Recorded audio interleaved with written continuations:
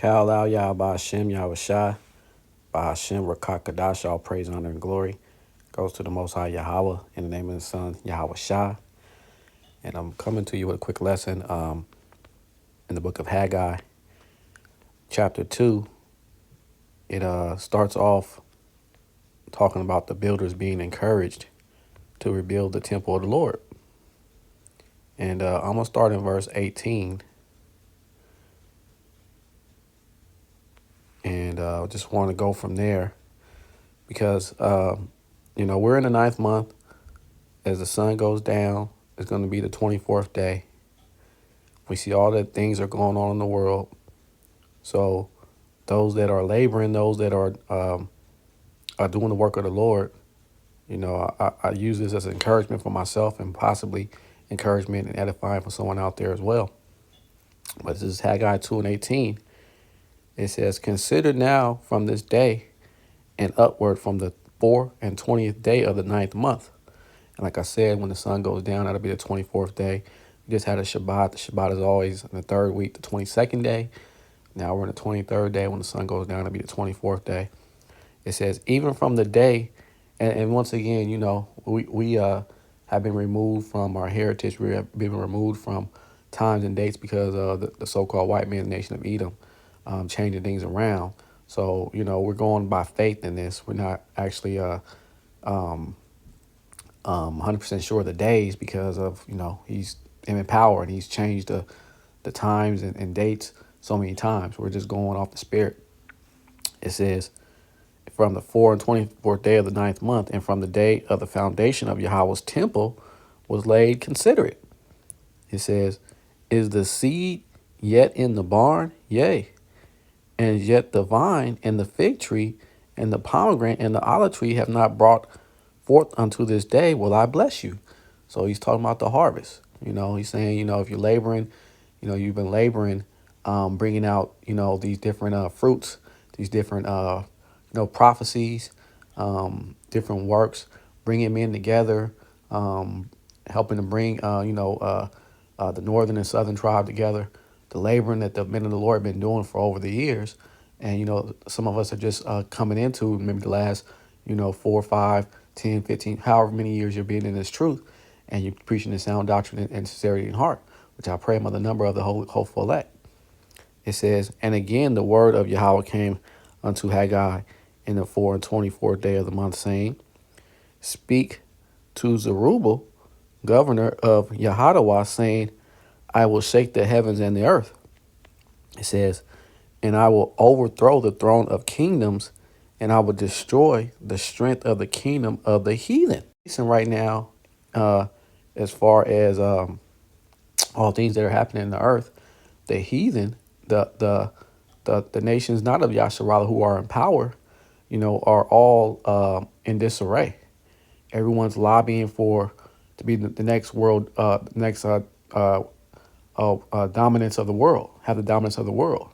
We have United States who's in power, controlled by the nation of Edom, according to the scriptures, so-called white man.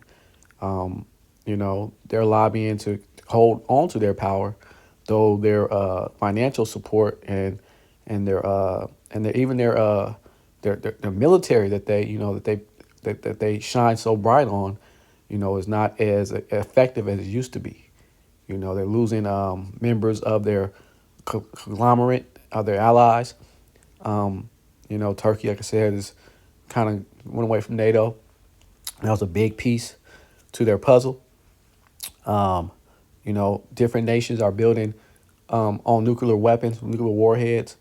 The Russians are building ICBM missiles that are outdating the United States ones. And we know that, Esau has a plan. We know they have probably some secret things going on in the background. But as far as it seems, these nations, these heathen nations are bringing each other down. And they're fighting against each other. And in the midst of all this, they're still trying to have control over the nation of Israel, you so-called African Americans, so-called Native Americans, so-called Latinos. Because if you read in history, the nations that were in power, they had the so-called Israelites, I won't say so-called, but the Israelites in subjection. And when you had the Israelites in subjection, you ruled the world. And United States right now, they have the majority. Babylon, which is known as Babylon, have the majority of the of the Israelites, you so-called African Americans, you so-called Latino, so-called Native Americans living in this area. And it says, and I will overthrow the throne of kingdoms, and I will destroy the strength of the kingdoms of the heathen, and I will overthrow the chariots and those that ride in them, and the horses and their riders shall come down, every one by the sword of his brother. And that's what's going on. You know, all these heathen nations pretty much are controlled by Edomites. You know, brother against brother. It's been going on for, maybe like the last since the First World War One. You know, they're pretty much just fighting each other. Iran is controlled by Edomites. Russia is controlled by Edomites. Germany, all the European countries are controlled by them.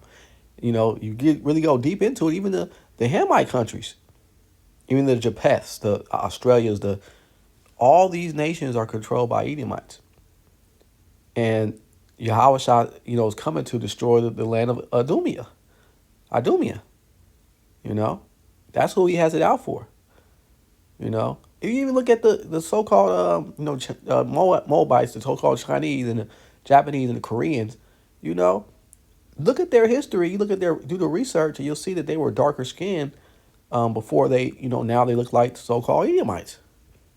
So he's coming for these nations. It's not just a black and white thing. I don't want to try to play it like that. It's just evident that the Lord has it out for the so-called Edomite. It says, in that day, saith Yahweh of armies, will I take thee, O Zerubbabel, my servant, the son of Shealtiel, saith Yahweh, and I will make thee as a signet, for I have chosen thee, says Yahweh of hosts. And a lot of if you read a lot of commentary and you'll see that they believe Zerubbabel was a reincarnation of David, and it's just bringing in once again that the throne of David will be established. So I just wanted to bring that out. 24th day is coming up. As the sun goes down tonight, we have a lot of different things going on in the world, but we still got a lot of signs to happen. The main ones being, that Michael C. here being instituted across the nation, across the world, really, as a mandatory thing that you have to take to buy and sell, to move around, to do anything on this earth, and you have to resist it. You're gonna have to say no to it. And then that great war where the actual nuclear warheads will be shot off. The ICBMs right now being shot by the Russians are very powerful, but they're not using the nuclear warheads just as yet. But when that starts to come, I'm just speaking as a man.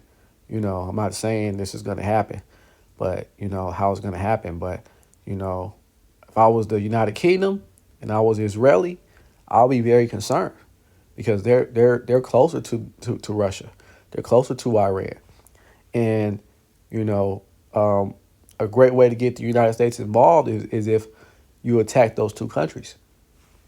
Just as the United States is using Ukraine to go against Russia, Russia could have the sense of mind to attack those two countries to get the United States involved more, because war is on the mind. And like I said in verse 22, it says, by the sword of his brother. So Esau's a sword. They're all brothers. They're all Edomites. It's going down. It's exciting times. And with that, just want to give all praise, honor, and glory to Yahweh, Ba'ashem Yahawashi, Ba'ashem Rakakadash, double honors to all the apostles, elders, teachers, preachers, priests, the bishops that came before me, taught me this truth, starting with the apostles and elders of Great Millstone, who are the true prophets of Yahweh, Ba'ashem Yahawashi, whether you like it or not, who were taught by their apostles and elders. And shalom, peace be to you, to his holy elect. Till next time, Yahweh willing.